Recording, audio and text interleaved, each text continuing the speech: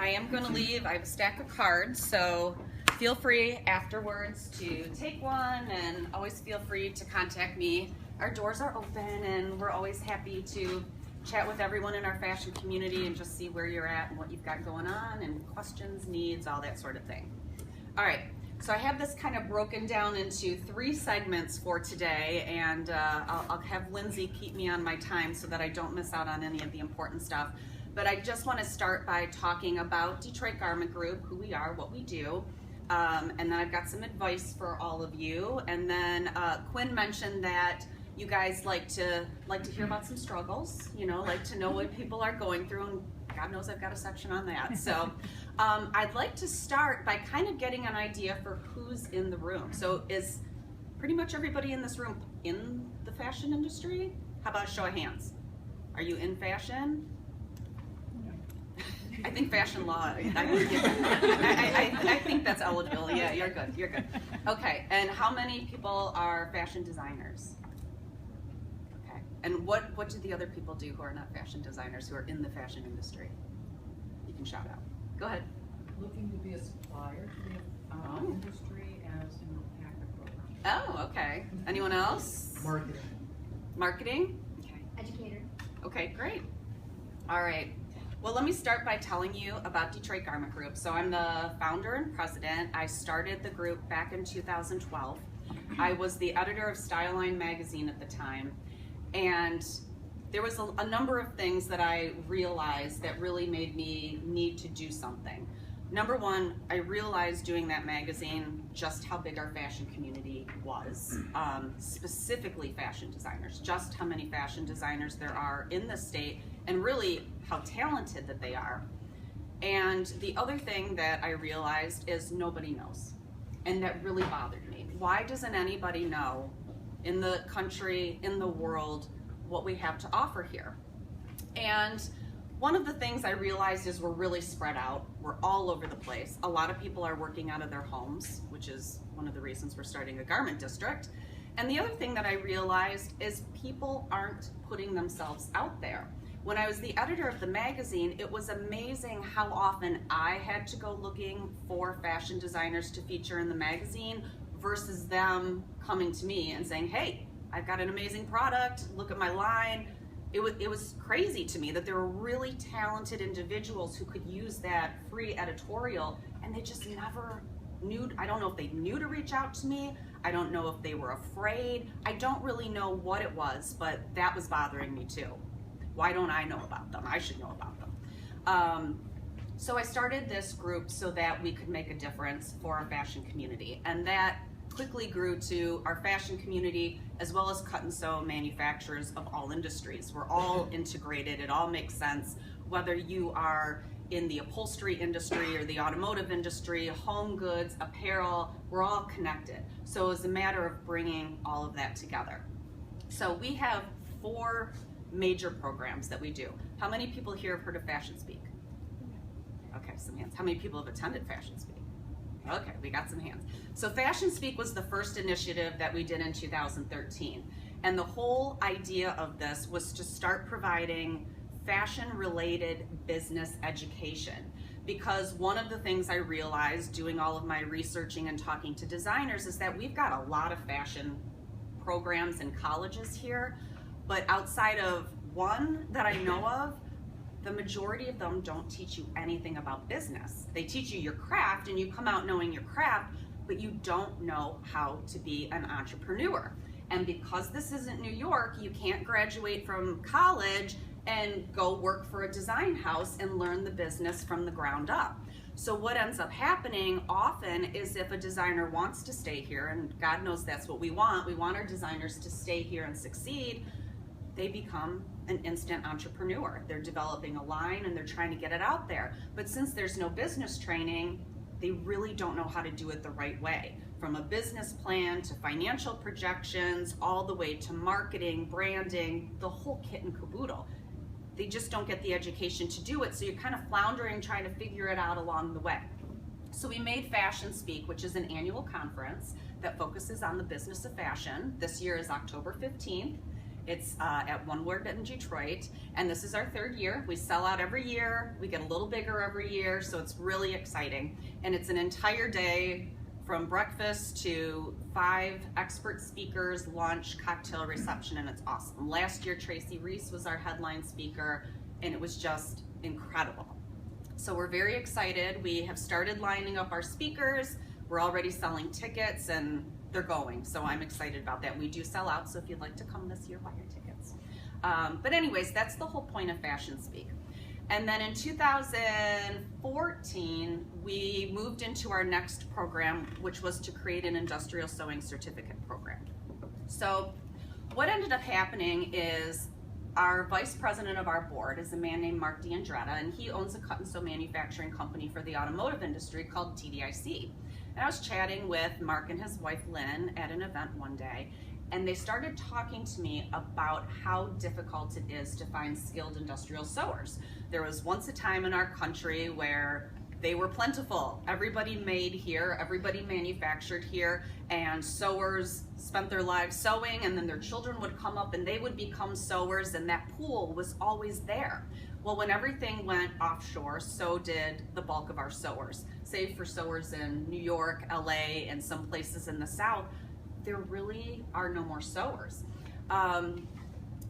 And there's nobody following in their footsteps, but still we have a lot of cut and sew manufacturers here. Just from the research we've done over the last couple of years, I think we're at 130 companies, and that's everything. That's boating, it's upholstery, it's automotive, it's apparel, and everything in between, awnings, you name it. It's all cut and sew. And they're all having the same struggles. So not only are they spending a whole ton of money trying to train people from the ground up, and then a lot of times it just doesn't work out and you just keep going through that cycle, but it's hard to keep their workforce current, but then they can't expand either. So that was a big issue. And another thing that we learned is that the current workforce of skilled sewers in our state are all nearing retirement age. On average, they're 5 to 10 years away from retirement. So now all the cut and sew manufacturers are going, what the heck are we gonna do when that time comes? So we started this program to solve that problem. And in addition to that, knowing that this garment district and everything we wanted to do down the road, we need this pool of sewers. So the program has been running since October at Henry Ford College in Dearborn. We graduated our 4th day class last week, and our first evening class graduates July 22nd, and then we're off for the summer and we start again in the fall. And in addition to that, we're now working on a statewide partnership. So to get this program in other places, including Lansing, because in order for us to be successful as a state, it has to be accessible throughout the whole state. It can't be something that's only happening in Dearborn. So that's in progress now, I'm very happy to say. And what's really important about this is that as this pool forms of skilled workers, and as we add other tracks, which will be pattern making and sewing machine repair coming next, 2 other areas very, very much in demand, same kind of issues. We will be the only state in the country at this time to have such a skilled workforce. And that's really important. It's important for business attraction and job creation and really helping us to become the state for the cut and sew industry. So that's the other thing that we've got going on. And I think what's really important to note about that program is that we really target the unemployed and the underemployed for our students. While we do have people who just come in and pay the tuition because they want to learn industrial sewing, we're really going after this group of people. We're partnered with Michigan Works. So if you're qualified, if you're eligible, you go through Michigan Works and they will get the funding. So the bulk of our students are going through the program paid for through Michigan Works, through a state government sort of a thing. And so that's giving them the opportunity to get a skilled trade education and to be able to go out and get employed pretty much immediately, and they're making a living wage, which is great. Industrial sewing jobs start at $10 and go up, just depending, and there's a lot of advancement there, so that's awesome. But we do even have fashion designers going through the program because they just want those skills. So our 3rd program is our fashion incubator. which very similar to this, we will be launching in Detroit next year. And we're thrilled to be partnered with the Runway, and I think that we'll do each other a lot of good as we build ours out and help to support each other. But if you're familiar with the Runway, it'll be a very similar situation. We actually already went through our application process, and we're now going through and vetting all of the designers and selecting the 12 that will start with us in the incubator. That will launch next year as part of the Garment District. We have to hold on it because it's very important to us that the Fashion Incubator is situated in the heart of the Garment District, because we really want all of those resources to come together. But it'll be the same situation. They'll have their workspace, they'll have access to industrial machines, to high-end design software. We have 7 mentors lined up for them, including Deanna. And then, so they'll have monthly opportunities for mentorship, and then we also have monthly workshops that they all must attend that are taking them through the business process, all the way from the very beginning of starting a business, writing your business plan, creating your financial projections, through the supply chain, and on to sales and delivery over the course of 12 years, or 12 months, God hope it's not 12 years. And then at the end, we plan to have like a community day where we set up the designers in a showroom situation, and we bring retailers from all over the state to come in, meet with the designers, look at their collections, get a thumb drive of their lookbooks, and actually create those relationships so then they can keep talking, and hopefully we'll start them with local sales. So that is that program. And then the 4th is the Garment District, which is it'll definitely be the biggest of them all as far as just pulling all the pieces together, because it really is a massive undertaking to carve out this area in Detroit, which we're still working on. What we have right now is we have 27 companies that want to all come together and move into the district, which is really exciting, and all variety of fashion, from manufacturers to designers to retailers, fabric stores, and the like. Our incubator will be there. So all 27 companies have filled out surveys, extensive surveys about what they need space-wise, price-wise, etc. What's really important to me is I'm all about inclusion. Like fashion speak, our ticket price is really low because designers have to be able to afford to go. If they can't afford, it's a fail. Same thing for the Garment District. If emerging designers, if new companies can't afford to be in that space, that's a fail to me. So we're working on, first of all, putting it in an area that is very accessible to downtown or midtown, however is on the outskirts, so we can keep rent low.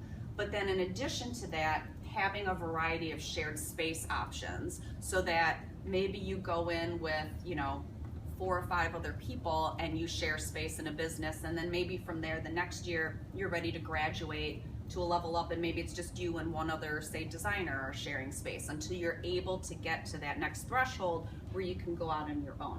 That's really important. So we're working with the city, the Detroit Economic Growth Corporation, and now Sue Mosey, who is known as the mayor of Midtown, has come in to kind of spearhead this for us, which I'm so excited. She totally sees the vision and gets the value, and she's now the one who's helping us put the whole real estate deal together. So I am hoping within a couple of months we'll be able to announce the actual location. And then it's going to be a matter of our developer working within all the groups and figuring out how to build out the space.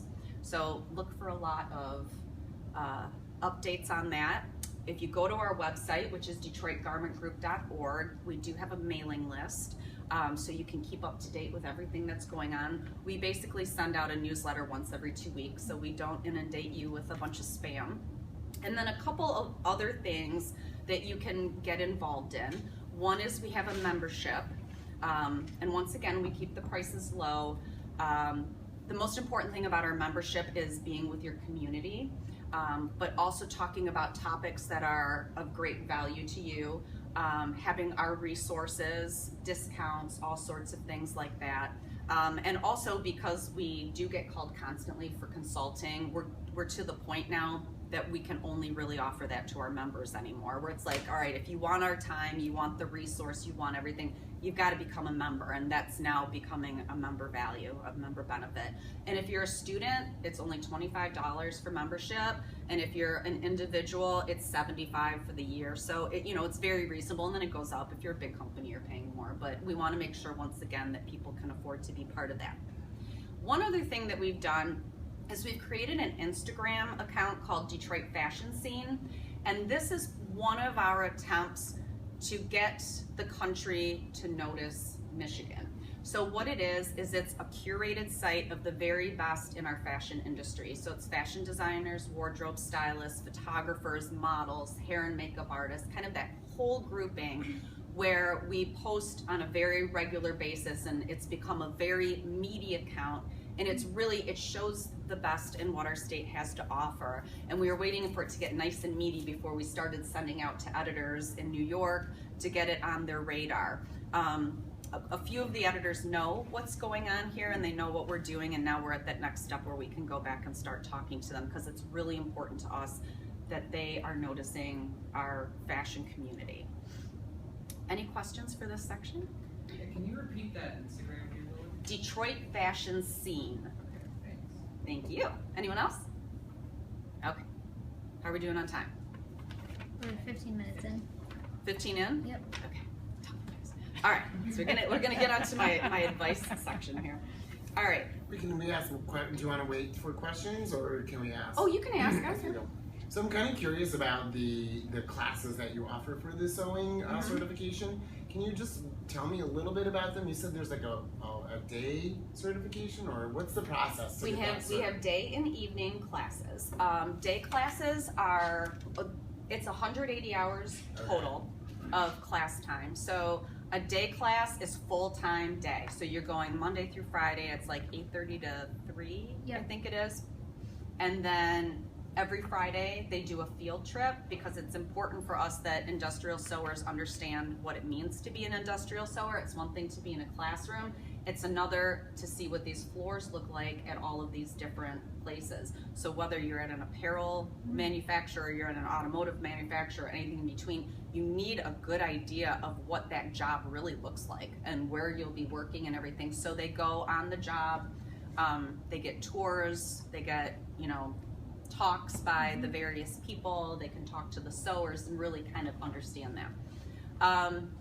So you are learning everything you need to know to get you an entry-level job as an industrial sewer in any of the industries. So our students sew anything from tote bags to they've been doing the leather watch bands, because Shinola has hired a few of our sewers. They make car seats. They're bringing on new projects to do other parts of interior for automotive, because what we really try to do when it comes to our projects is we look at who's hiring them and make sure that those places are getting the skills that they need to be able to hire. So, and it's been really fun.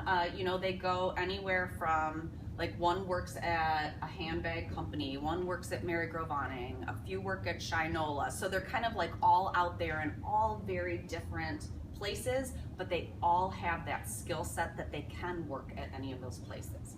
And then the evening class is 17 weeks, and it's 3 evenings a week. It's Monday, Wednesday, Friday, and I don't remember the hours. I think it's 6 to 9:30. Okay. What's the kind of interest level in that? I'm just curious.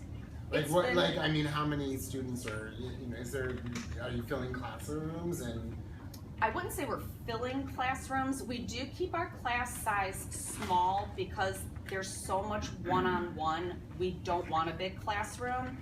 Even we got up to I think we're at 10 to 12 in one class, and it's a lot of people for an instructor and a lab assistant to be able to work with all day long. So if we keep a smaller class size, we can make sure that they're all getting the attention they need, which is fine. It's totally fine. But it's very steady. It's very steady. Yeah. How many weeks for the daytime program? 6 weeks. So the day's nice because you're going full time. You are out in 6 weeks, and you can get employed pretty much immediately. So that's awesome. what is your placement rate? So once the cohort graduates, how many people have actually wound up with jobs? Well, it depends, because not everybody is coming to the sewing program for a job. We have like designers coming and taking it, and we've had like one woman took it because she and her daughter wanted to, well, she wanted to be a seamstress, and then she wanted to take, like do something with her daughter. So we do have quite a few students actually doing it for themselves for their own personal reasons. We try very hard to keep up with our students. We have their emails, we write them. When they tell us where they are, we kind of celebrate it, you know, we promote it and stuff, but a lot of them we don't necessarily get reporting back. So we're trying really hard because we want to know where everybody is. And we keep a jobs board on our website that is really full right now. I mean, it's ridiculously full. So there's a lot of jobs out there to be filled. What is the cost for those that want to just learn? It's $2,000. Okay. All right. Go ahead, that's all right. Sorry. And then with your fashion incubator, you said you have 12 that you're vetting, right? So what is the process of vetting who's going to come in, and what are the standards that you set for these designers that you're going to bring in to the incubator? Well, we still have to do like sit-down interviews with each one. So far they've filled out like their application and they've submitted their portfolio. So we're going through that section now. You know, a lot of it is the quality of their work. And then really it has to do with your drive, your commitment, you know, your ability to come in and do the work, and that you're gonna be at all of the workshops. If you've got the talent and you wanna be there and you're willing to do the work, that's all it takes. We don't care how many years you've been doing it necessarily, you just have to have the talent and the drive. And who's looking at those? Is it someone from business, someone from, It's our board, it's, yeah. which is made up of? We are a mix. So you've got people from the fashion industry, you've got fashion photographers, you've got cut and sew manufacturers. I mean, we're a real mix. There's one right there. Okay. So I always like to give some advice because I think that everybody can use some help in building your careers and advancing your dreams. So, and because I'm all about education, I cannot say enough about getting yourself a business education. And it doesn't mean college classes, although that is one way to go. Whether you are coming to events like this, whether it's the incubator, whether you are just going to other, you know, talks, seminars, whatever it is, even just spending your time and doing your research online. Just educate yourself as much as you can, because nothing is going to help you farther besides talent than understanding business and knowing what it takes to succeed and how not to spend all of your money and not get the results that you want in your field. Second is social media. I say use it wisely. One thing that I notice, I am on social media all the time, and when I'm putting up images for Detroit fashion scene, I'm always looking at designers' social media, whether it's Instagram, Twitter, Facebook, whatever you use. And I'm really kind of amazed how often designers have their design brand as an account, and most of what they're posting is just personal stuff. Like, you gotta show your stuff. And not only do you have to show your stuff, you have to show your stuff professionally. Mm-hmm. You know, you want to put it on somebody who actually looks good in that item. You want to make sure the lighting is decent. You want to make sure that, you know, you've got a background that's not distracting from what it is that you're trying to showcase. So, and there's nothing wrong with posting personal, because I think it's really important to make a personal connection with your followers, but to use it wisely. Make the connection. Don't use it for politics and everything else that's out there. Keep it professional. If this is your professional account, keep it professional and keep people interested in what you have to offer. I mean, it is free advertising, so you really need to take advantage of it. reach out to editors. If you have, no matter what you are doing, if you are a fashion designer, a wardrobe stylist, a retailer, whatever you're doing, you have a product or a service that you need to get out there.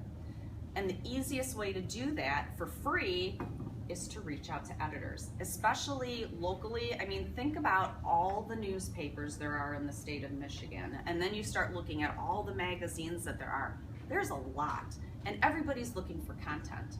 So if you have something good to share, you have a really good chance of getting it included in some way. Whether if it's, you know, say a dress, whether it's something in some sort of roundup of shopping options, or it is a profile about you or whatever it is, don't be afraid to put yourself out there to an editor. My advice is to do your research, start to compile a list of what, you know, like say I'm gonna pick 5 magazines in the state of Michigan that I'm gonna reach out to. First of all, find out who to send it to. Don't send it to a general mailbox. Send it to a person. Address that person by name in your email, and please spell it right. I cannot tell you how many emails I got 6 years at Styleline. They'd get my name wrong, they'd get the magazine wrong. It would say stylinemag.com in the email address, and they would be sending it out for another magazine. You know what I mean? Like, read your email before you send it out.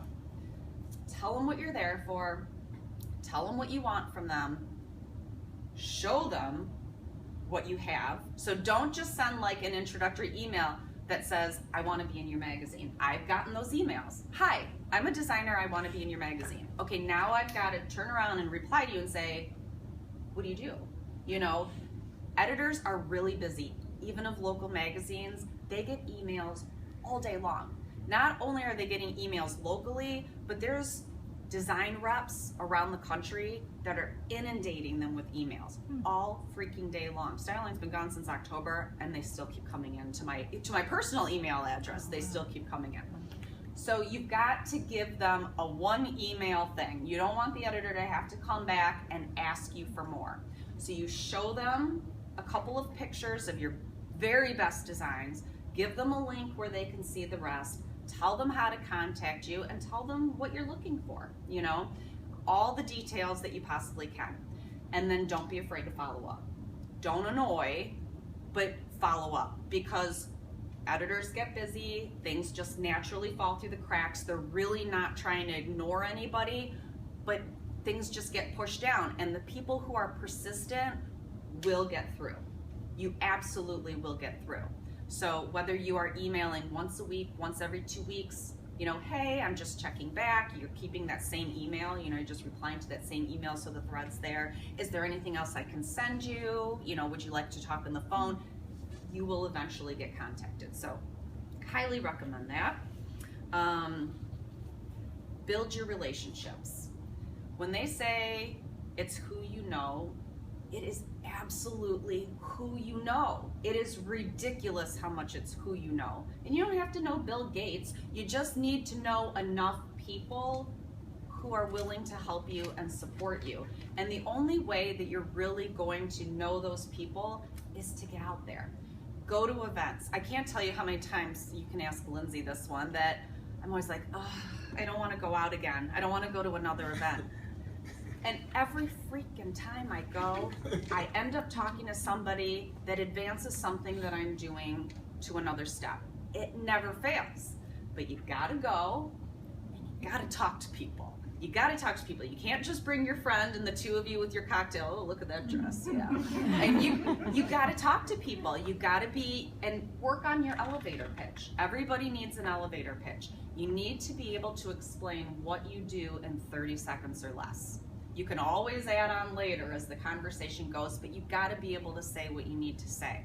Last year, I was at this event in Detroit called the Grand Premiere, and it is the big fundraiser party the night before the Grand Prix. And I'm there, and I'm having my cocktail, maybe my second cocktail, and I see Governor Snyder walk in. I've never met the governor in my life, and he's in this circle. You know, I mean, it was like a circle of governor, and all these people are very tight.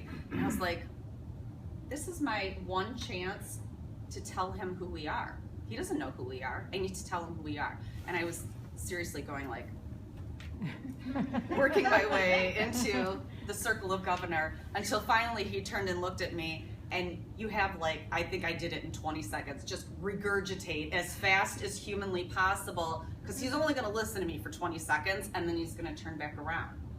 And that changed everything. That changed everything. I knew exactly what I wanted to say to him, and believe me, I was not prepped. I did not know the governor was going to be there. I did not know that that glass of wine was going to make me that brave. But I knew my pitch well enough that I got out what was important, and he turned around, introduced me to his assistant, and said, get her information, and we started talking, and what has happened with my relationship with the state has been amazing. It's been amazing, and it's because I did that. So you just get out there, meet people, talk to people. The more people that you meet, you start to create like your support group, people that you can call on for different things. And it's amazing, like as time goes by, these are all the people, as you build these relationships and you know, you help each other out. It's amazing what people are willing to do for you when you have a relationship with them. Even if you're not friends, but they know who you are, they understand what you're about, they respect your work, people are really willing to help you. And the only way you're gonna do that is to go out and meet them. All right. Now, nothing in this, in what anybody is doing is easy. If it was easy, everybody would do what you're doing, right? So just assume it's gonna be a hard road, and the only thing that you can really do is surround yourself with people who are smarter than you. I always surround myself with people who are smarter than me. There's a great attorney, there's a great CPA right there. These people know things I could never even imagine knowing. But I have wonderful people around me who I can go to for advice, and that will help me make the right steps. Because if you try and make some of these steps on your own, chances are pretty good you're gonna make a wrong step. So always pick people to be in your circle, like your professional circle, who are smarter than you, because everybody's smarter than me, I tell you, and I'm so happy to know them all, and I really value them. Okay, any questions for this section? All right, how am I doing on time? 15 minutes left. All right. So, struggles. Everybody has struggles, right? How many people here have never struggled in their career? Okay, we all struggle. The difference is there's some people who will never admit to it. They'll, you know, I have seen people speak who are very successful at what they do, and they never tell you how hard it was for them. They just kind of say, oh, this happened and this happened and this happened, and now I'm in every major department store in America. And you're like, how did you do it? Like, how did you get there? Everybody has pitfalls. Everybody takes one step forward and 2 steps back.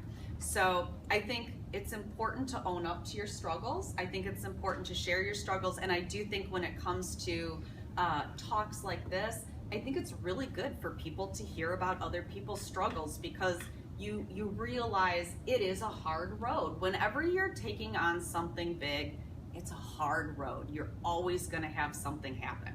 So, my struggles. One of my biggest struggles with Detroit Garment Group, fundraising. There's nothing fun about fundraising, and I don't know why it's named that, because it's not fun. And it is something I struggle with every single day. Whether I'm raising money for the nonprofit itself so we can do our jobs every day, raising money to build out the incubator. Last year we raised $40,000 in money and equipment to build out our classroom. I mean, we have to raise a lot of money for what we're doing, and it's hard. And for me personally, because we're not a sad nonprofit. You know what I mean? There's a lot of nonprofits, charities out there that are really working with very sad things. You know what I mean? They're working with very sad, and they're doing amazing work, and I'm not saying anything bad in any way whatsoever, but you know, you're working with people with cancer and people who have this issue, and you know, people who have that issue, and these are horrible things. And I think that people feel more inclined to support these horrible things because they don't want to see people suffer, you know, and I get that. God knows in the month of May, it's like fundraising month. Everybody's having a fundraising dinner or an event, and I'm just like, oh geez. But you understand you're writing the checks because you do want to support, like you do want to help that group make a difference. But that's a big struggle for us, is we're kind of a celebratory group. Like the things that we do are fun and they're exciting and they make a difference, but that does not play really well in fundraising, let me tell you, you know what I mean? So that is a huge struggle, and I constantly work every single day to figure out, okay, who can we get money from? Who can we get money from? So that's a huge struggle. I like to hope that one day that will go away. We'll see. Another struggle is trying to move forward, make progress when other people are involved in your project. Now, as you may know, if you're working on your own project and you've got a pretty good drive, you're disciplined, you can do what you need to do.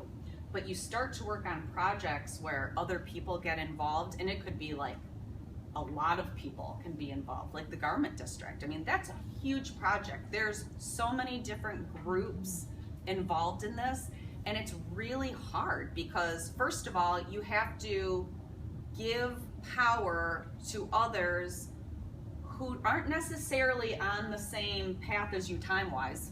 You know what I mean? They believe in your project, but they've got like 24 other things to do, and where this is your main priority, well, it might be their 17th priority. So that's a huge struggle for us, is to understand, like, to be very appreciative that these groups are helping, but to also deal with that frustration. I mean, when we were working on the garment district a little earlier in the process, I mean, we were put on basically like a 9-month hold, and we were waiting for stuff and waiting for stuff and waiting for stuff, and then it turned out, oh, that location, that's not even gonna work. And I was like, what? Like, this is 9 months. We're kind of starting from scratch here with our location. And it was really hard. I mean, it's very frustrating, and you just have to, you just have to deal with it. I mean, you have to deal with it, and you have to follow up, and you have to be professional. You have to always be professional, and that's another place where I struggle. And then, honestly, just, 10 minutes? Okay. Just making the sign. and then dealing with unethical people. You're always going to have unethical people who you're going to run across. And I've had 4 in my time doing this. There have been 4 extraordinarily unethical people that I've had to deal with. And that's a struggle. I mean, it's a struggle, because what can you do? You know what I mean? What can you do when somebody is being unethical? I mean, there's legal things you can do if you're going to go down that road, but I mean, just for your daily life, and just to keep moving forward and not letting the stress get to you and cloud your vision and the work that you have to do, that's a really, really tough thing to deal with. And my biggest thing that I try to do when it comes to unethical people is I try to remember that it's only 4 in all of my time, which is really a pretty small number if you think about it. And I think about all the amazing, good, kind-hearted, well-meaning, people that I'm surrounded by. And everybody's got to do this, because everybody's going to run into somebody unethical that's going to do something to hurt you for their own benefit, whether they even really know you, So you have to stay positive. You have to remember the good people and write everything down. I'm telling you, keep a paper trail of everything. Even when I worked at Style Line, I swear to God, I always kept almost every single email. I have a huge hard drive, honest to God, just for that fact, so that all of these things I can hold on to, just to be able to go back and say, see, this is where I said this. Deanna, yes? That paper, So good. that paper trail is your saving grace. So hold on to those emails, even if you think they're nothing. Hold on to your emails, hold on to all that kind of stuff, because that can be the thing that comes back and saves you in the end. Let's see. Anything else? No, that's it. Final questions? Anything? Kind of threw a lot of stuff at you. I actually just got one from my sister. Okay. We've been trying to connect with you, and so she's not here tonight. She's in Detroit. And first, wow, that's cool that I'm here listening to you. How can I add long-term viability of Detroit for retail manufacturing?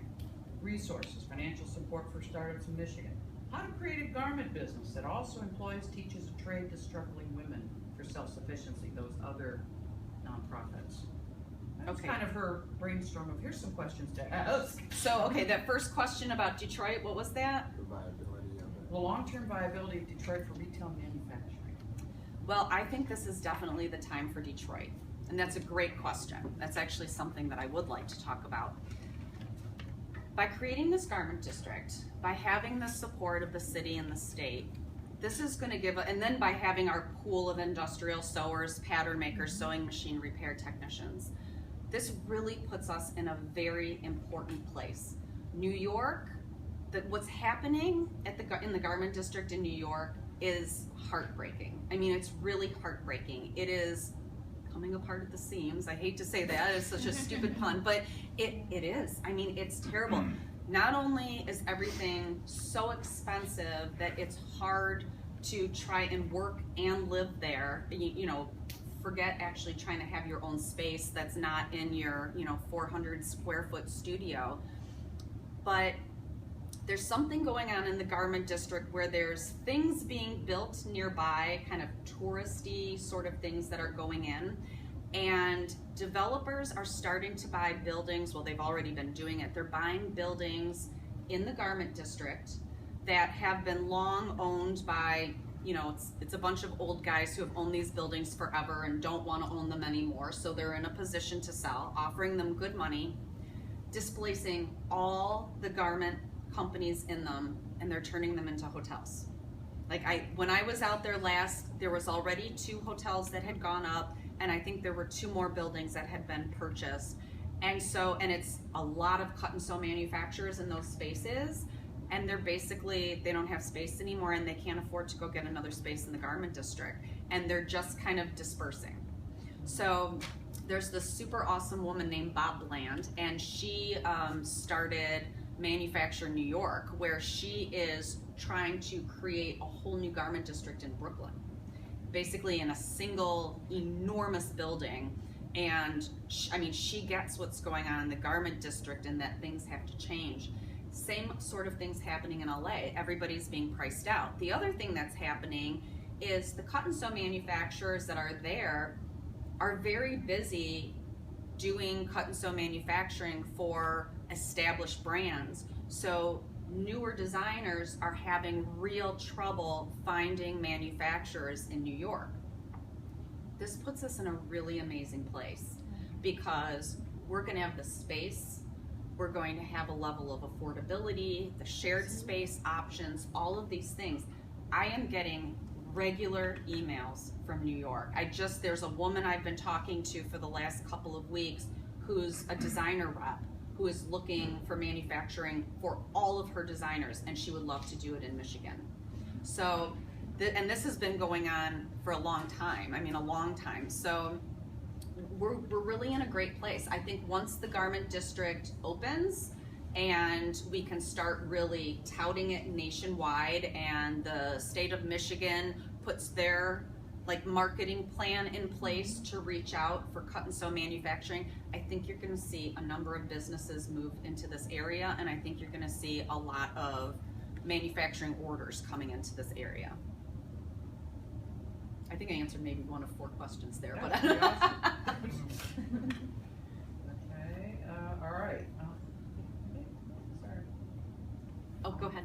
I don't have a question per se, but I just wanted to tell you, I think it's awesome what you are doing. Thanks. I think the fact that you've really zeroed in on the guts of the problems that are the only way that you can develop a business, the fashion industry in Michigan is addressing, how are these things going to be made? Can we do it here? And it's phenomenal.